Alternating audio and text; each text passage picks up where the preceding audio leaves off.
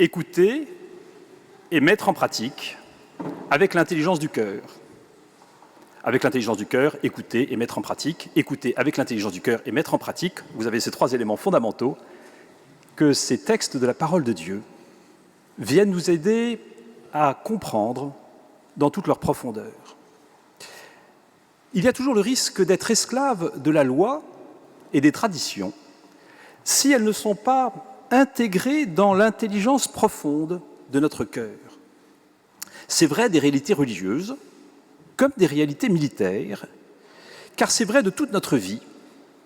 Il s'agit toujours d'aller à la racine des choses, de comprendre le sens profond, l'idée générale de la manœuvre, l'état final recherché, avec souplesse, intelligence et pragmatisme pour s'adapter aux réalités du quotidien.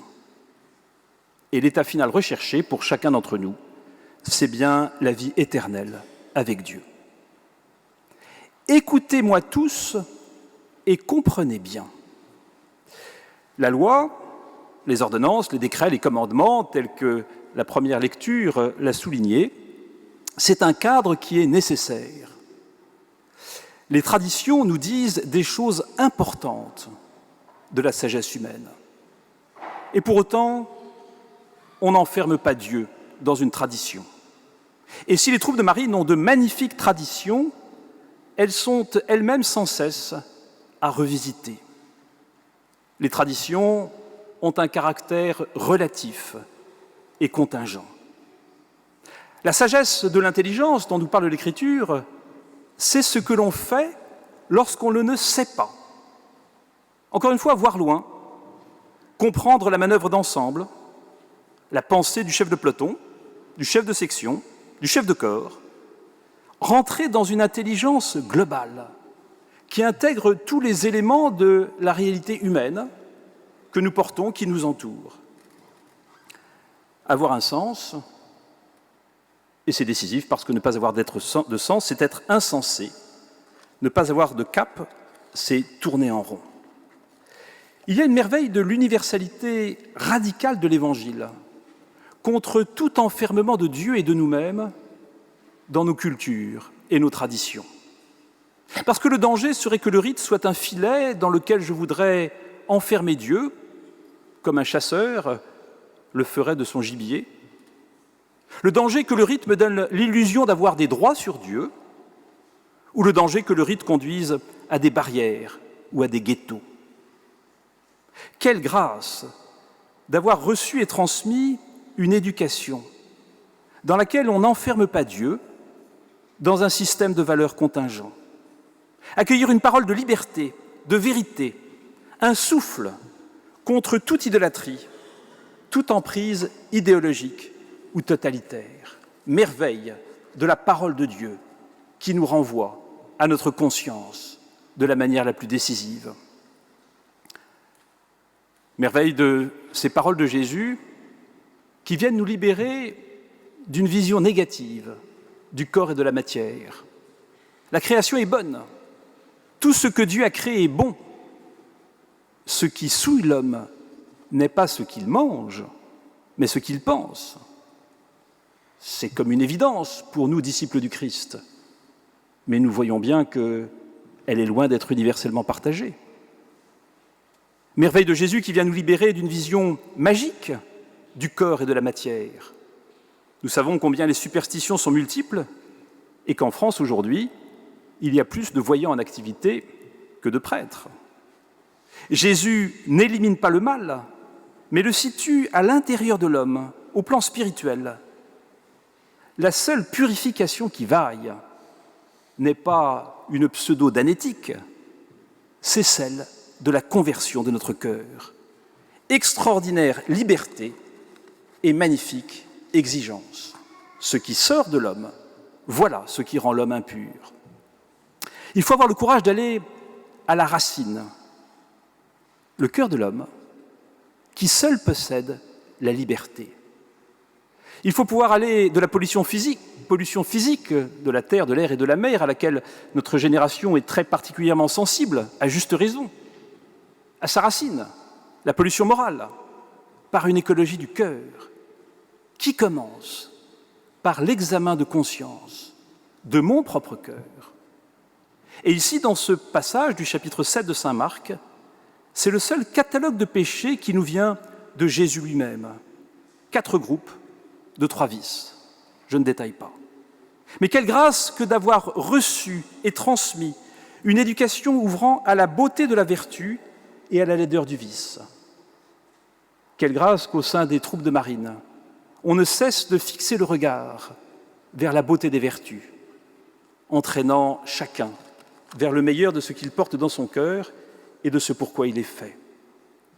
L'écologie familiale et régimentaire, et nous savons combien les régiments des troupes de marine sont chacun des familles, au meilleur sens du terme, sont bien les lieux les premiers de mise en application de cette écologie du cœur, notamment par le rôle du pardon, l'au-delà du don, ce qui fait revivre, ce qui fait renaître, avec une parole de bienveillance, toujours cherchant à faire grandir ceux qui me sont confiés et à me laisser grandir par ceux à qui j'ai été confié, parce qu'on a toujours un chef et que c'est merveille lorsque dans un esprit de famille, chacun cherche à faire grandir l'autre.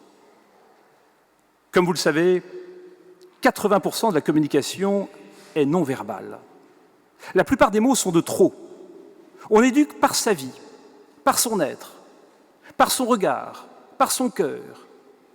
Il ne s'agit pas d'abord d'asséner une parole, il s'agit de la mettre en pratique. Et là encore, la vie d'une famille régimentaire est un lieu de vérité exigeant et décapant sur tous les registres de la vie. Quelle responsabilité est la nôtre, chacun d'entre nous, là où nous sommes, tels que nous sommes. C'est bien dans ce que nous vivons, au plus concret du quotidien, dans la vérité de nos existences, que nous inspirons pour le meilleur, espérons-le, ceux qui nous entourent. Écouter et mettre en pratique. Cet aspect de compréhension qui passe par ces 4 étapes essentielles. Comprendre, apprendre, appliquer, expliquer. Si je ne comprends pas le sens profond, je ne peux pas l'intégrer. Lorsque j'ai véritablement compris, alors il me faut apprendre. Il me faut me laisser être pénétré par la puissance des paroles de cet évangile encore aujourd'hui, qui nous redit l'essentiel de notre liberté face aux rites et aux traditions, en écoutant notre conscience. Appliquer. C'est bien le centre de toute cette parole d'aujourd'hui. C'est bien cette dimension du concret de nos existences. Écouter et mettre en pratique. Une parole que nous avons comprise, mais que nous n'appliquons pas, se dissout bien vite dans une irréalité parfaite. Et c'est de cette application que peut naître l'explication dans la responsabilité qui est la nôtre, dans la suite des responsabilités et des générations. Nous avons mission de transmettre ce que nous avons reçu.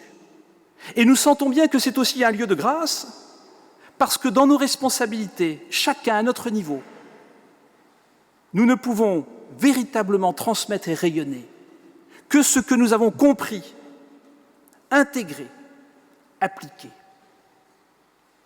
Antoine de Saint-Exupéry le dit d'une manière simple et bouleversante, on ne comprend bien qu'avec le cœur.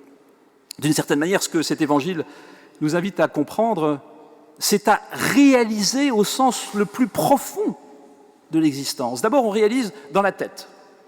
On comprend les concepts, et nous qui sommes français, nous aimons beaucoup les concepts, mais nous aurions trop tendance à considérer que lorsque le concept est clair, alors tout est accompli. Il faut que ce concept touche notre cœur. On ne comprend bien qu'avec le cœur. Et que cela passe par nos mains. On réalise par notre vie. Et c'est en réalisant par notre vie qu'alors on comprend ce qu'initialement on avait compris dans notre tête. C'est ce que vous vivez sans doute, vous les lieutenants, qui êtes dans vos responsabilités. Vous avez appris beaucoup de choses dans vos écoles et dans vos écoles d'application. Et c'est dans l'application concrète au quotidien que vous réalisez avec intensité ce que vous aviez initialement compris au plan intellectuel. Merveille de cette parole de Dieu qui nous invite à éduquer nos cœurs et nos consciences.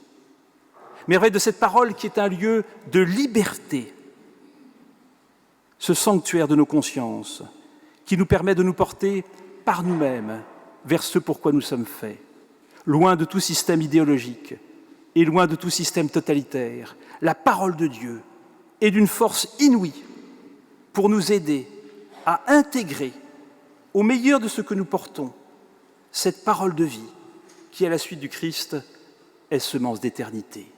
Au nom du Père et du Fils et du Saint-Esprit. Amen.